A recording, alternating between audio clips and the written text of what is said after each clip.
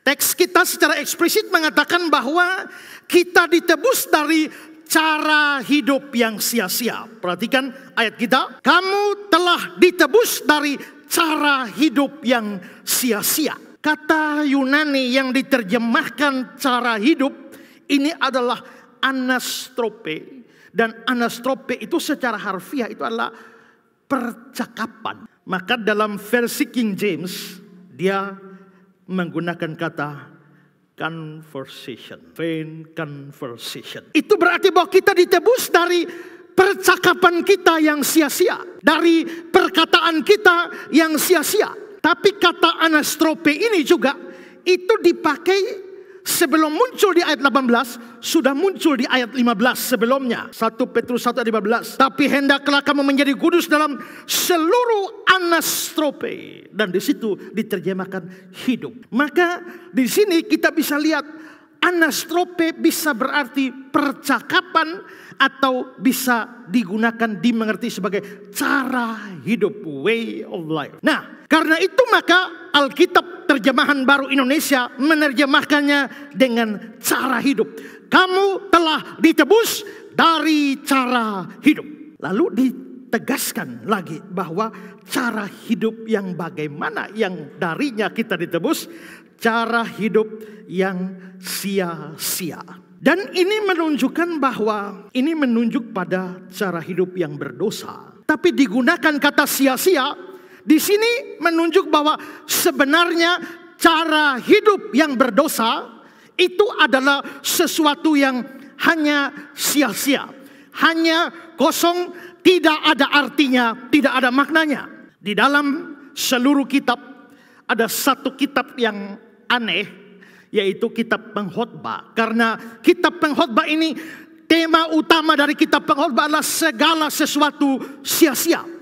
Kata sia-sia muncul berulang kali di dalam kitab Pengkhotbah. Misalnya saja dalam Pengkhotbah 1 ayat 2. Kesia-siaan belaka. Kata Pengkhotbah, kesia-siaan belaka. Segala sesuatu itu sia-sia. Pengkhotbah 2 ayat 1. Aku berkata dalam hati, mari aku hendak menguji kegirangan, nikmatilah kesenangan. Tetapi lihat, itu pun sia-sia. Berarti bagi pengkhotbah, kegirangan, kesenangan sia-sia. Pengkhotbah 5 ayat 9. Siapa mencintai uang tidak akan puas dengan uang. Siapa mencintai kekayaan tidak akan puas dengan penghasilan. Ini pun sia-sia.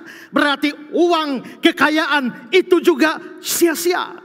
Dan banyak sekali muncul hal-hal yang dianggap pengkhotbah sebagai sia-sia. Bahkan segala sesuatu itu sia-sia. Pengkhotbah, kitab Pengkhotbah ditulis oleh Salomo setelah pertobatannya. Kita tahu Salomo adalah orang yang luar biasa hikmatnya. Tetapi dia mengalami kejatuhan, yakni ketika dia terlibat dalam penyembahan berhala istri-istrinya itu. Dan pada akhirnya banyak orang mempersoalkan apakah Salomo yang murtad itu tetap selamat. Saya percaya dia tetap selamat. Kenapa? Karena memang dia pernah jatuh, tapi dia kembali bangkit dan di akhir hidupnya dia menulis kitab Pengkhotbah dan dia mulai melihat kitab Pengkhotbah dari kacamata yang berbeda. Dia dulunya penuh dengan kekayaan, tapi sekarang dia sadar kekayaan sia-sia. Dia penuh dengan kejayaan, ketenaran, popularitas, tapi sekarang dia anggap sia-sia. Dia adalah orang yang penuh dengan hikmat, tapi sekarang dia anggap sia-sia. Dia seorang raja, punya kedudukan, pangkat, sekarang semua sia-sia. Segala sesuatu sia-sia, kata pengkhotbah. Ya, hidup di dalam dosa kelihatannya menyenangkan, kelihatannya mengenakan, membahagiakan. Tapi kitab suci berkata sebenarnya kehidupan seperti itu tidak lebih daripada kesia-siaan.